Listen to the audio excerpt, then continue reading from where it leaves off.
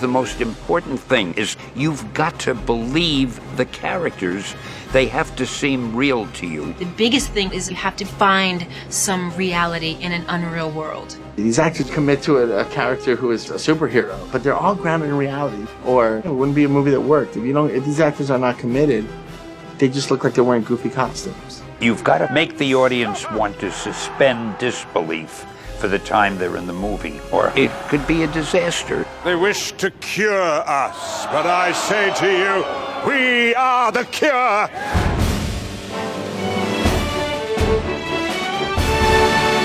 When I first started the X-Men, I thought of it a little bit like a soap opera. I knew you'd come. I've come to bring you home. So it's the most important thing in the world to get the right cast. This is a culmination from the first two movies. It kind of finishes the trilogy of Xavier and Magneto and their followers, all the mutants, and how they try to figure out how we're going to live together. They face a choice: conform and avoid prejudice or persecution, or stand by their power, stand by their uniqueness. Mutancy can isolate you.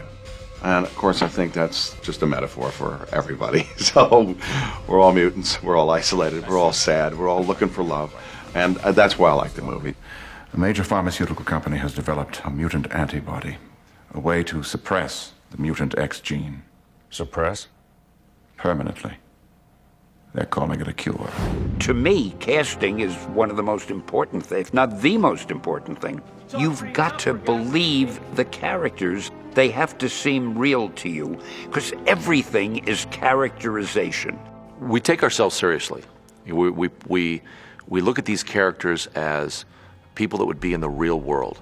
Starting from the first movie, X-Men 1, Bryan Singer insisted on all of us being as real as we would have been in any other movie. You manage to find some way to be real, a real human being in the midst of all this sort of fantasy. Logan? Don't get your panties in a bun. Go! Obviously, the minute you have those superpowers, you know it's fantasy. So you make everything else about the character very believable, very realistic. Or you run the risk of making a movie that only appeals to people who know all the nuances about all the characters. We'd have a movie that people didn't care for, and they'd wonder why. It's all up there on the screen, but I was kind of bored. I don't know. It didn't mean anything. Part of it is to add a depth and layer that maybe the fans aren't thinking about. I can't do this! I promise you, you're fine. Warren, relax. You know, it's a funny thing. Everybody talks about appealing to the fans. That's something that I never worried about. Because I think the important thing is appeal to yourself. Back off. The fans know so much. You got people who've been following it for, as long as I've been alive, and they're sort of the police. They let me know about the second one, all the issues they had with me. They hated my hair. They hated that all I did was drive the plane, and they said, you sold us out because you need to tell people that Storm was stronger, she was more powerful, and she flew with her cape, not just the plane. And you need to do something about it. I think they'll be happy this movie because I took everything they said, and I went, no, I did it. This matters to them a lot. It matters to us. I understand it. I can only do my interpretation of it. I can't do it to try and please them. But I look at the material they're looking at, and I take it as seriously as I think they would take it. You have to do what you think is the best story and the best production you can come up with. If you do that, that's what the fans want to see. Who would want this cure? I mean, what kind of coward would take it just to fit in? Is it cowardice to save oneself from persecution? Not all of us can fit in so easily. You don't shed on the furniture. You have to find people who can really act and fit the image of all the people who love the comic books and who love the other movies. They commit to a character who is a superhero, but they're all grounded in reality. You look for actors that can demonstrate internally what's going on with a character. When I first wrote The Beast a long time ago, I wanted to play him against type. So he was a big, shaggy, strong, not too smart-looking character. But I made him the most well-educated, articulate, erudite one of the whole group. I have been fighting for mutant rights since before you had claws. I mean, I'm looking at a furry blue guy. I mean, come on. But this guy is so real. I so believe that Beast exists. It's not Kelsey Grammer. It's Beast. These actors are so good. It's just fun. I thought it was about something. If it's about the human heart, then I'm on board anyway, because I think that's the only thing that really matters. In X-Men, they're both physical as well as mental acting challenges. Professor X is really the most powerful of all the X-Men, and yet he's confined to that wheelchair. At the very beginning, because I was confined physically, I was overcompensating for this confinement. And what I was doing was too big. It was an unconscious reaction to not having available all of the physical tools that you use as an actor. The only thing I had to worry about was the physicality of how he actually, what does that action actually look like? How does one gather fire and shoot it? I thought it'd be similar to Tai Chi, which is, gathering like the energy of the chi. So I thought of it as gathering the energy of the fire and expelling it.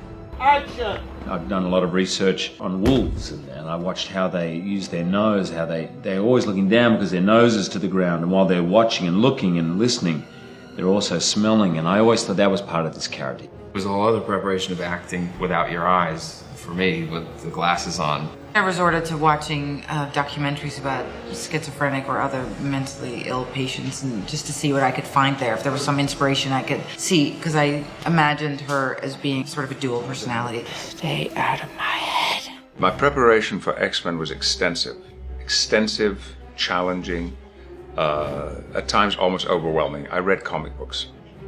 The studio sent over a big pile of comic books. Boom! Logan! Just to keep up the stamina, the physicality of the stunts. These actors are so committed to working out and staying in shape. I use the training as a little bit of mental reawakening of the character. I get there, I'm 4:35 in the morning, I turn on the music, Metallica, Godsmack, these really angry, heavy metal kind of bands, loud. So I lift weights as though I'm the character. Ben Foster was committed. He was a skinny, scrawny little guy, and he just said, I'm going to work out. I mean, I would be in the elevator going to work. He'd be working out and going to the gym. I go in to come home from going to the elevator. He'd be going to the gym. This guy was committed to be a guy that you believe can fly. When I got cast as Angel, it was pretty late in the game, and I asked where my muscle suit was. They said, you don't have a muscle suit. You have wings. You're going to be naked. I was like, oh, well, that sucks. So I got an incredible trainer, Harley Pasternak.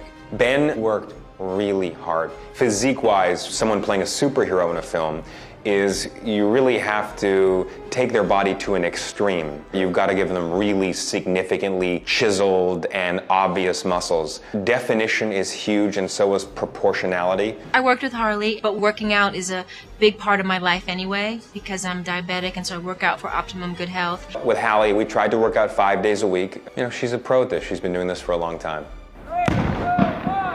The biggest thing for me was to do the stunt work on the wires, and do the hand-to-hand combat, and learn how to fight and not, kill my colleague, Danya, not knock her teeth out.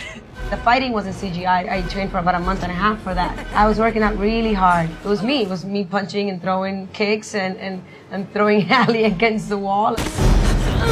She did kick me around, but I, at any moment, could have knocked her teeth out because I'm not in control of my limbs, you see.